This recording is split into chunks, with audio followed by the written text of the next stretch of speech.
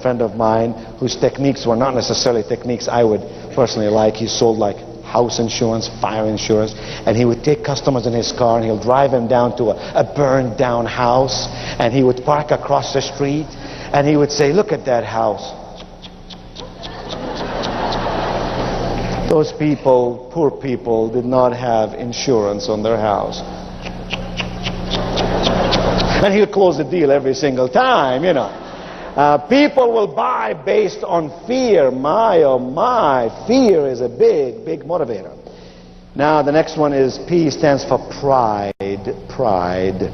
People buy because they're proud. Look how nice you look. Look how pretty you look. How nice your hair looks. How nice your clothing looks. Why do you do that? You need clothing just to feel warm, or you need clothing so you don't get arrested. Why do you take all this time to look so nice? Because you're a proud person. That's why. I'll bet some of you, you know, if we looked underneath that clothing, you might have a ragged underwear on. No, not the ladies, not the ladies, no, because the ladies, their mother told them never leave the house.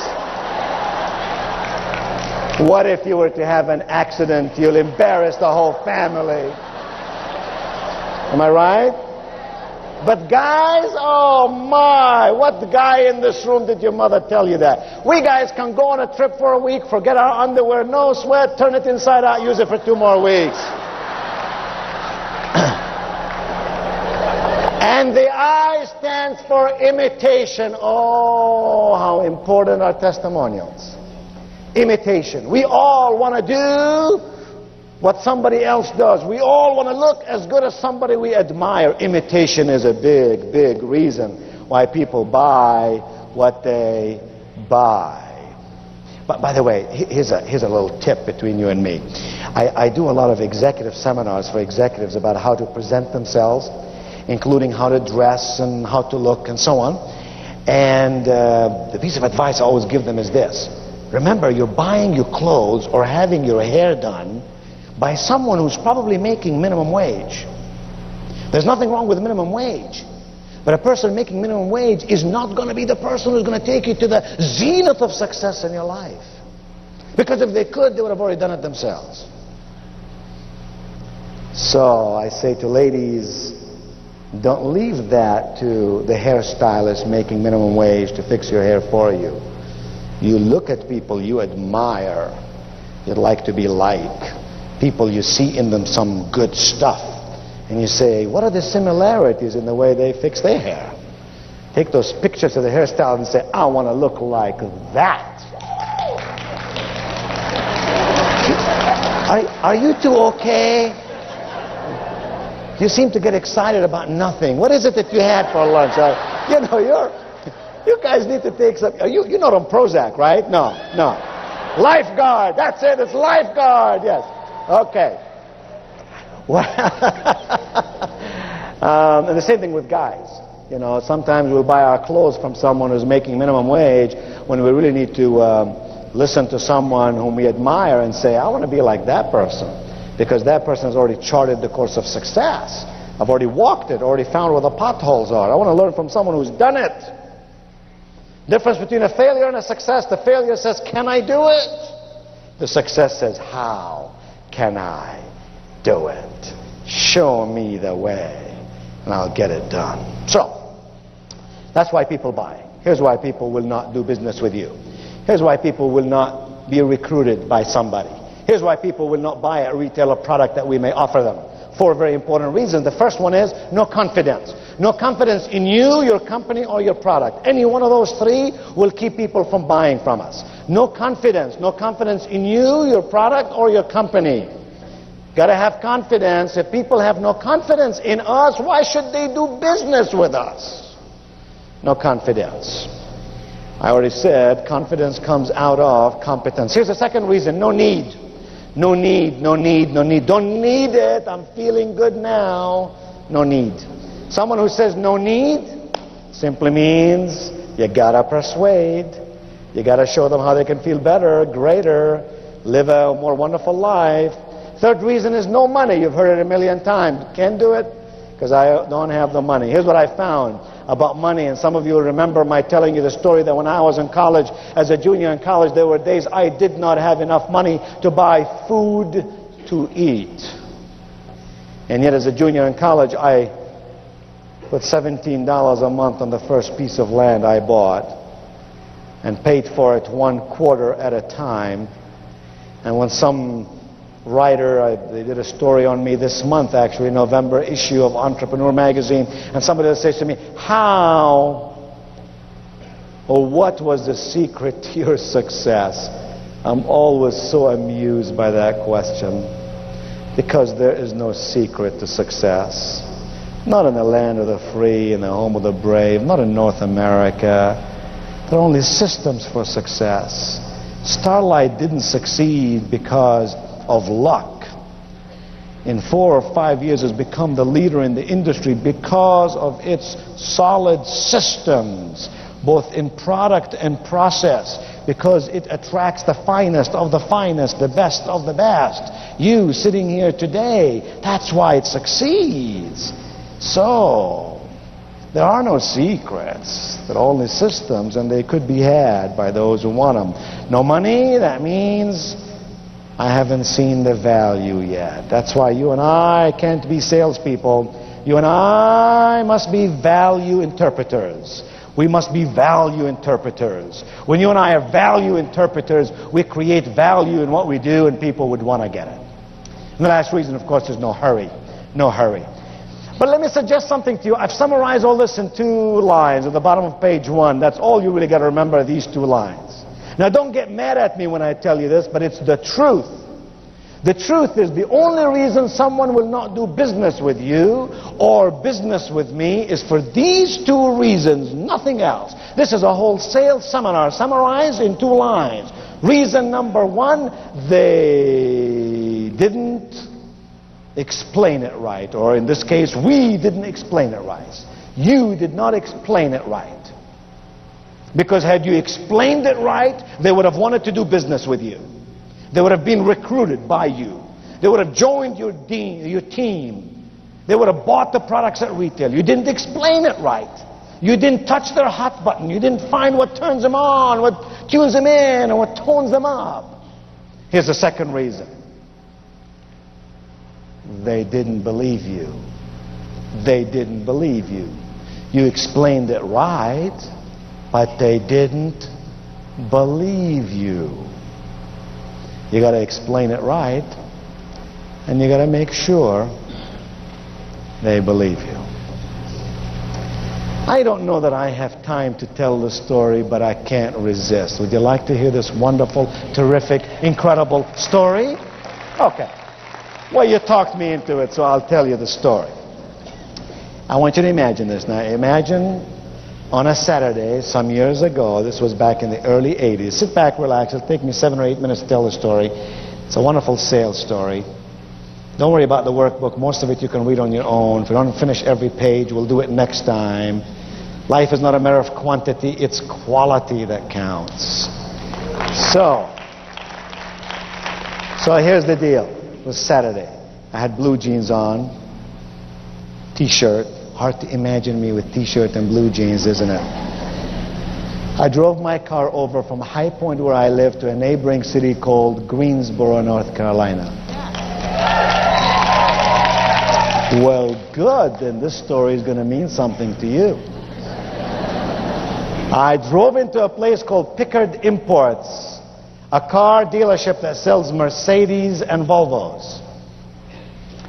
I got out of my car, walked into the showroom. There were 7 salespeople there, all standing by the wall. Nobody bothered to talk to me except this one young salesperson. I could see all the other salespeople thinking to themselves, this young guy can't really figure out a good customer. He's obviously new. He's obviously inexperienced. And they were watching his activity. He came over to me and he said, hello, sir. How may I serve you today? I liked him already, because most people say, can I help you? No. Do I look like I need help? No, I don't need help, but serving, maybe I need something. I said, oh, well, I'm just looking around. He said, sir, let me just ask you a question. He said, sir, what model Mercedes do you own now?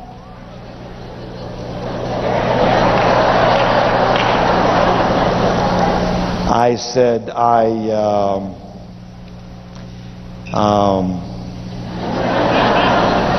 ain't got one. He said, that's funny because you look like a man who would and should have one.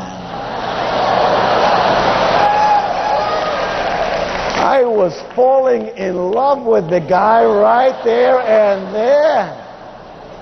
He took 27 minutes to show me every model on the floor, let me kick all the tires I wanted to kick, showed me a 7-minute video, told me why a Mercedes is a car of style. It's not ostentatious like maybe a Rolls Royce might be in the city in which I live, how Mercedes would last forever, how Mercedes would be a great write-off. In 83, 84, we could ride over 7 years and then get another one. And at the end I said, I thank you very much, and I began to leave.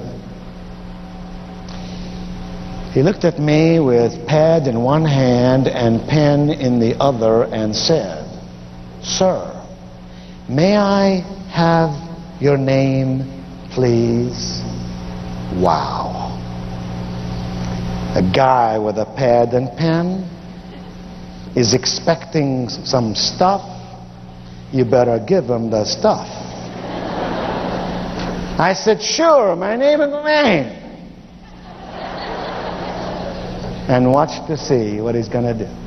A dumb salesperson would say, mister, would you repeat it? I'd say, sure, my name is Wayne. A smart salesperson would say, what? Would you spell it for me, please? I said, sure. I couldn't have said, yeah, it's Q-U-B-E. He would then know that I am a foreigner, right? No. So I said, sure, it's Q-U-B as in boy, E-I. N as in Norman. He put it down. It wasn't but 2 days later he called me up. He said, Mr. Cuban? Gotta tell you, Mr. Cuban, we just got the car you're looking for. Now go back to 83. That was a 450 SEL. He said, metallic blue on the outside, navy blue on the inside. It is a beauty. And he said, Mr. Cobain, or Mr. Cuban, I'm dying to show it to you. I said, dear friend, I'm a very busy man. I travel some 150 days a year around the world. I have no time to really come over and look at a car. He said, Mr. Cuban, just maybe I can bring the car over to you. I said, 3:30 today, I'll be glad to see you, but remember, 3:25, you're going to be 5 minutes too early, and 3:35, you're going to be 5 minutes too late. He said, 3:30 it will be, and by golly, 3:30 it was. And it was obvious to me that his manager did not trust him, because he came right along with him. Showed me the car, let me drive it around the block. I fell in love with this machine, and I wasn't even going through midlife crisis. I took him to my office and I wrote him a check. In 83, that was $42,000. Same car today, $120,000. He picked up the money, he walked out of my office, he went into the lobby of my office. There were 4 secretaries there, strategically located, one in every corner. In a voice everyone could hear, he looked to me, he said, Mr. Cobain, I admire you.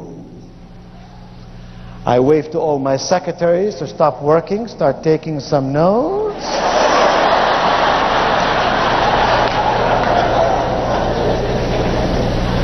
I said, really? Why? I got time.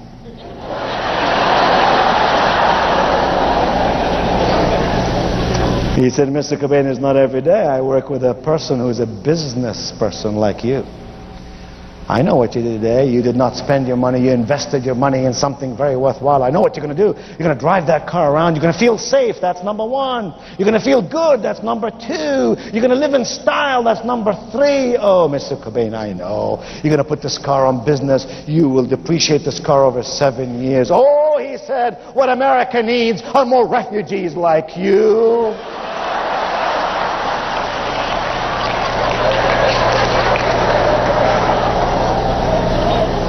I felt like giving the guy a $10,000 tip, you know what I'm saying? I said, oh, well, thank you very much. You honor me with your comments. I really appreciate it. He took 2 steps forward. He stopped. He looked back at me. Now everybody is sitting there taking notes. He said, Mr. Cobain. He said, Mr. Cobain, you know, when I work with a guy as smart as you, the least I can do is to be totally honest with you. I said, hey, I'm into honesty. Honesty, integrity, ethics. You're talking my language.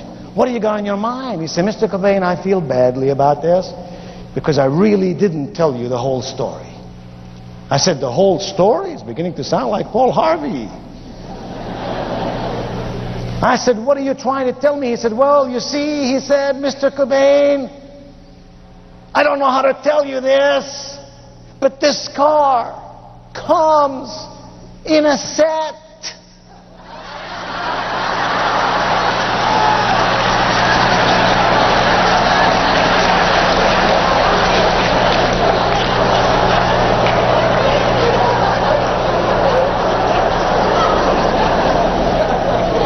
I said, in a what?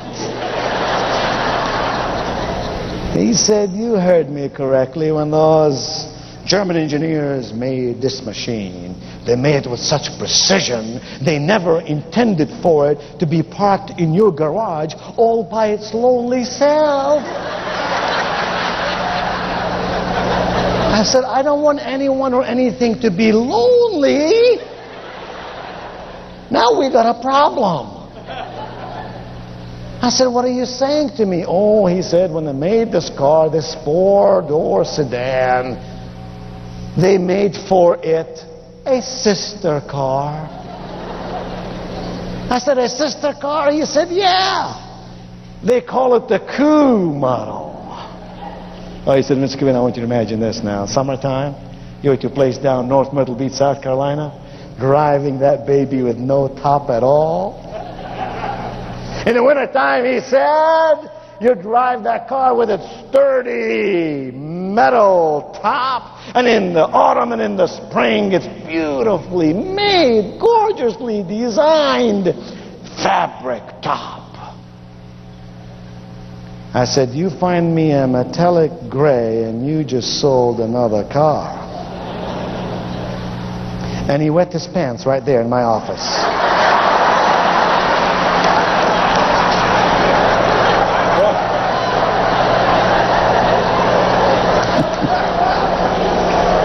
We built a little glass house.